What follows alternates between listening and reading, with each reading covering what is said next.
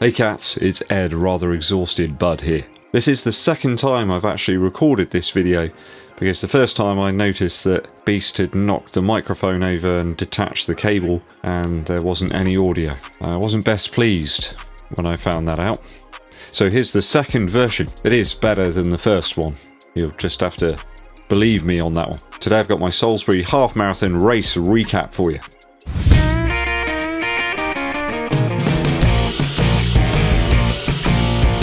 Thanks for tuning in and hanging out with us here once again at Eddbud Running Shoe Reviews. If you haven't done so already guys, please hit that subscribe button and click the bell also for notifications when we roll those new videos out for you. And it really helps out too if you give this video a thumbs up like. Why don't you follow me on Instagram as well, or Strava. Links are in the description. So we set off to Salisbury at about 9:30 AM. It was a 12 o'clock kickoff, so we had lots and lots of time. It was plain sailing, very little traffic out there. I think everybody was up in London perhaps. I think there was some race going on up there today. Enough time for a quick mile warm up around the car park, like you do, and then a short walk across to the start line, which is where I bumped into loads and loads of regular viewers of the channel. So awesome to meet all these different people that I've been chatting to in the comments section. Shout out to Yarek, I've raced with him loads of times in the past, and Chard, Martok, and at Salisbury a couple of years back. He was rocking the Prime X today. I think he did quite well in those. I did tell him though to mind out for any potholes. Managed to get a little warm up in just before the race and then headed over to the start line to get the windy route underway. Somehow, because I'm an absolute idiot, I managed to foul up my Garmin. I had Pace Pro selected for the course and I had a time, a target, everything, it was all there. But I only realised at about 0.1 of a mile into the first mile that I hadn't started it properly. Fortunately though, we had a backup. I did start the Coros Apex up properly, so we'll go with that one. I'll put some stats up on the screen a little later in the video. If you go onto Strava, you will see that I ran an extra little bit at the end of the race just to make sure I got the half marathon distance in there. I have my Garmin hooked up to Strava, and I was a little worried about that. You know, if it's not on Strava, it didn't happen, apparently. Kept things nice and steady for the first 3 miles.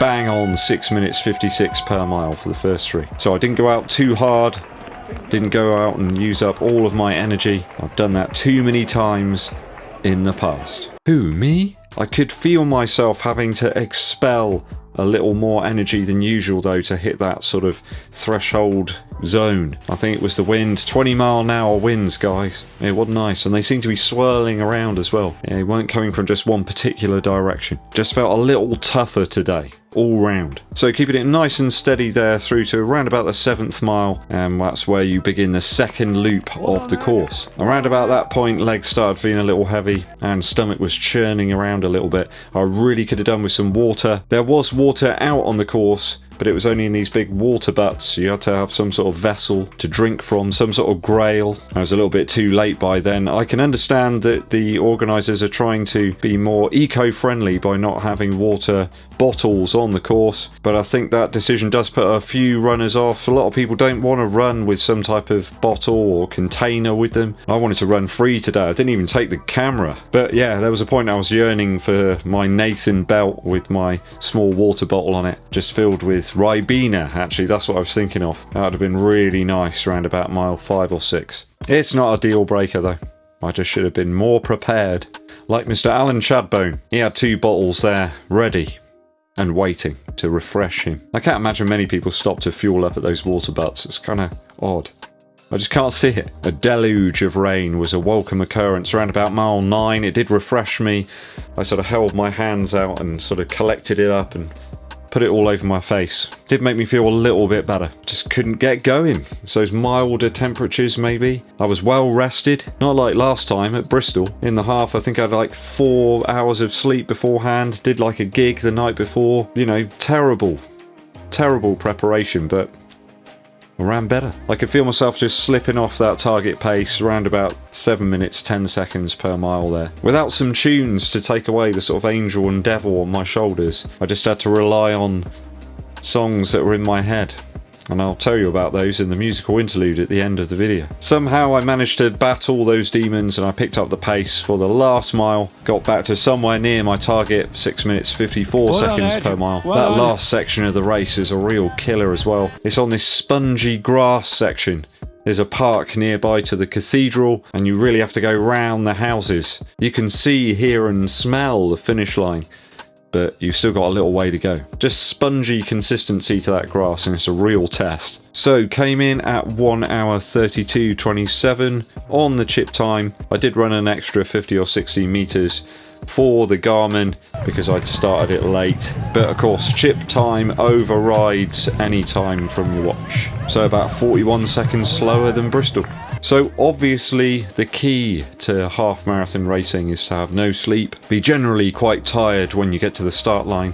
Perhaps music made a difference, I don't know, didn't have any today. The roads were partially closed but not fully closed, and the race organiser declared that there was to be no headphones. Maybe it's something to do with that midday kickoff that just seemed to scupper me. I remember Arsenal being terrible on midday kickoffs a couple of years back. I think that's me. Maybe it's something to do with fueling.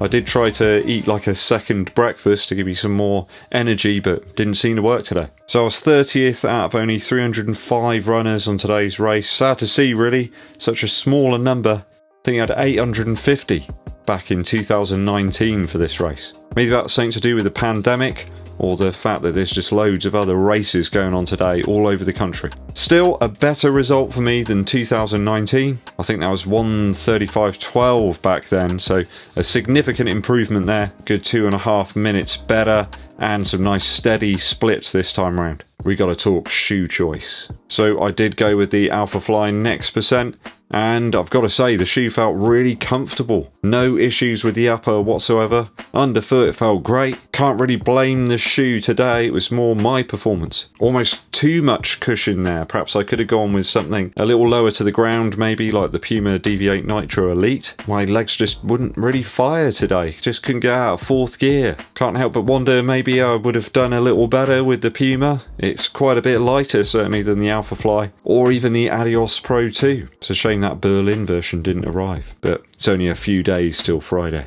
Aside from that, grip was assured on today's route, and I didn't feel unstable at any stage really. When I did manage to get into the groove, it was just flowing along really nicely. I wouldn't say assistive, it just felt nice and cushioned and comfortable. There was not once when I ever thought, my toes hurt, my feet hurt. I just didn't think about my feet. It was more my legs just didn't want to do what the mind was telling them to do. No issues with fit or lockdown, it's just really consistent over the miles today. Perhaps that Bristol effort's just still lingering with me a little bit. Even now, you know, a couple of weeks later. Maybe I put more into that than I realised. A few hours later after the race, legs are feeling okay actually.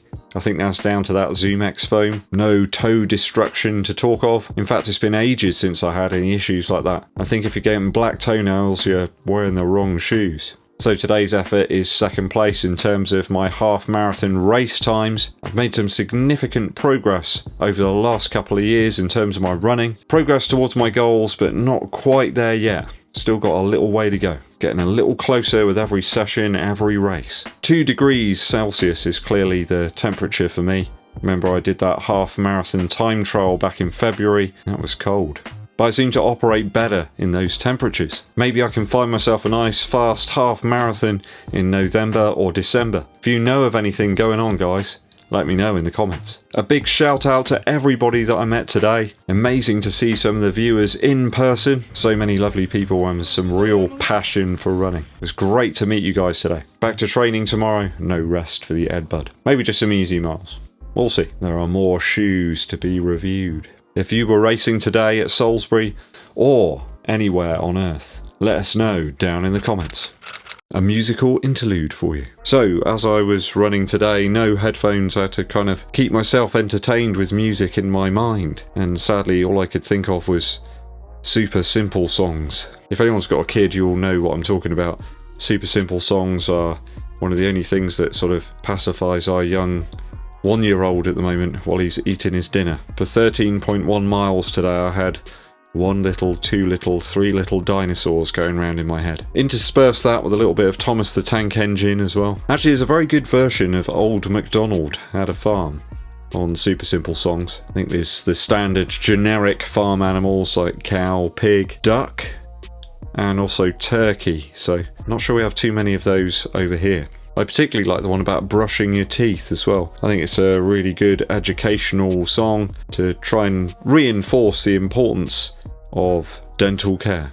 So do go and check that out if you've got a small person that needs a little bit of encouragement to eat their dinner.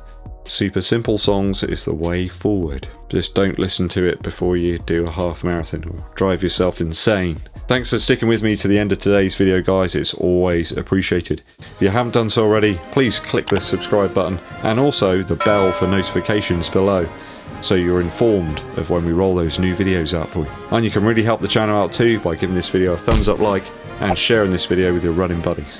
My name's Eddbud, and I'll be seeing you